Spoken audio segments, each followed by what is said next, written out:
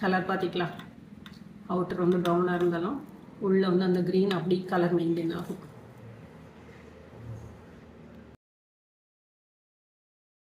வணக்கம், இது நிலா kitchen.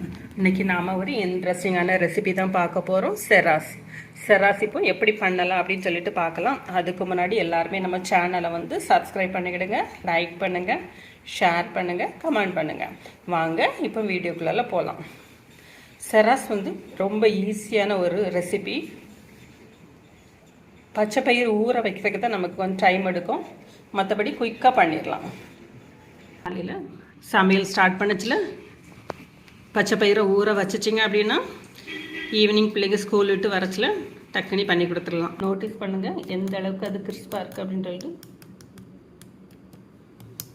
1 table spoon அளவுக்கு தனியா,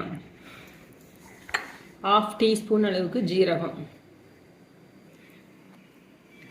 2 பச்சை மிளகாய், ஒரு சின்ன பீஸ் இஞ்சி, கொஞ்சம் கொத்தமல்லி இலை.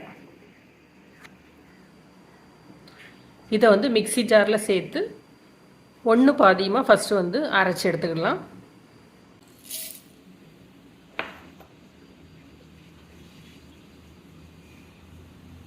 தனியா, ஜீரகம், மல்லி இலை, மிளகாய், இஞ்சி, இதை ஒரு சுற்றி 1 பாதியாக அரைச்சி எடுத்துக்கலாம். இந்த அளவுக்கு தான். 1/2 டீஸ்பூன் அளவுக்கு உப்பு, 100 கிராம் பச்சை பயிர் எடுத்துருக்கிறேன்.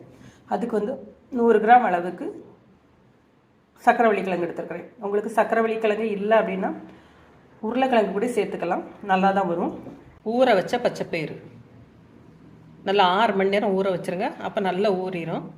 அதுக்கப்புறம் இதுவும் அதோட சேர்த்துடலாம்.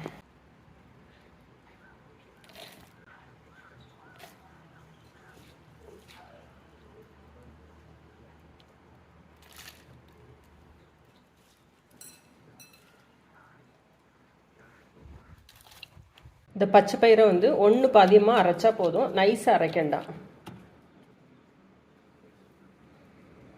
தண்ணி சுத்தமாக இருக்கக்கூடாது, நல்லா தண்ணியை வடிச்சிட்டு உள்ளே சேர்த்து அரைச்சி எடுத்துடலாம். பாருங்கள், பச்சை பயிரை 1 பாதியமாக தெரியுதா, முழுசா இந்த அளவுக்கு அதை வந்து அரைச்சி எடுத்துருங்க. நீங்கள் ரொம்ப அரைச்சிட்டிங்க அப்படின்னா தண்ணி விட்ட மாதிரி ஆயிரும், லூஸாட்டு தெரியும். அதனால இந்த அளவுக்கு தான் நம்ம அரைக்கணும்.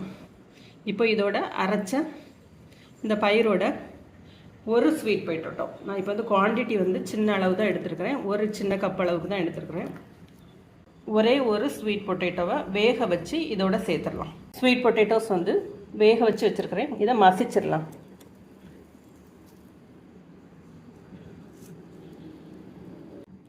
வேக வச்ச சக்கரவள்ளி கிழங்கையும் நல்லா மசிச்சிடலாம்.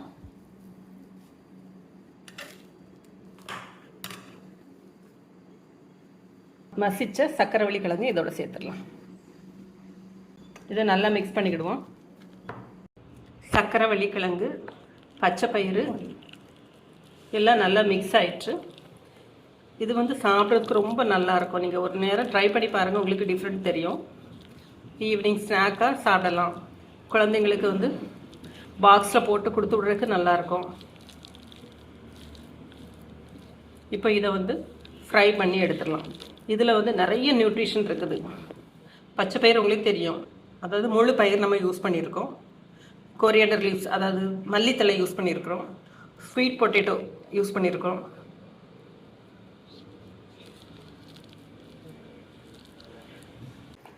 இது போல் சின்ன சின்ன பால்ஸ் ஆட்டு பிடிச்சி வச்சுடுங்க.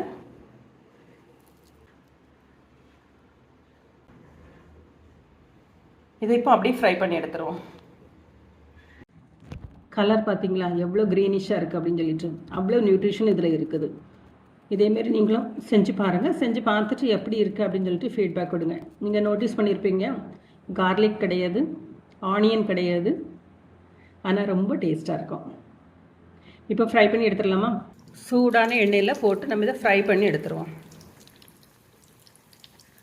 கொஞ்சம் வேகட்டும். கொஞ்சம் வெந்ததுக்கு அப்புறமா மாற்றி விடுங்க.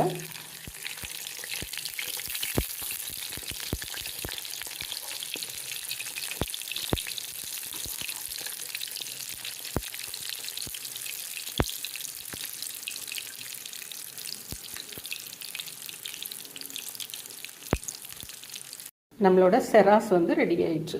இதே போல் நீங்களும் செஞ்சு பாருங்கள். செஞ்சு பார்த்துட்டு எப்படி இருக்குது அப்படின்னு சொல்லிட்டு ஃபீட்பேக் கொடுங்க. அதுக்கு முன்னாடி எல்லாருமே நம்ம சேனலை வந்து சப்ஸ்கிரைப் பண்ணி பாருங்கள். பார்க்குறதுக்கு நல்லாயிருக்கும், சாப்பிட்றதுக்கும் அதே மாதிரி நல்லாயிருக்கும். ரொம்ப ஹெல்த்தியும் கூட. ஆயில் வந்து ரொம்ப அப்சர்வ் ஆகாது, பார்த்தனாலே உங்களுக்கு தெரியும்.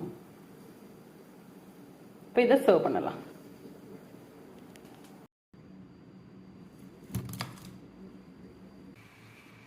ரொம்ப விரும்பி சாப்பிடுவாங்க. நல்ல ஹெல்த்தியான ஒரு ஸ்நாக்கும் கூட. இதே போல் செஞ்சு பார்த்துட்டு எப்படி இருக்குன்னு ஃபீட்பேக் கொடுங்க.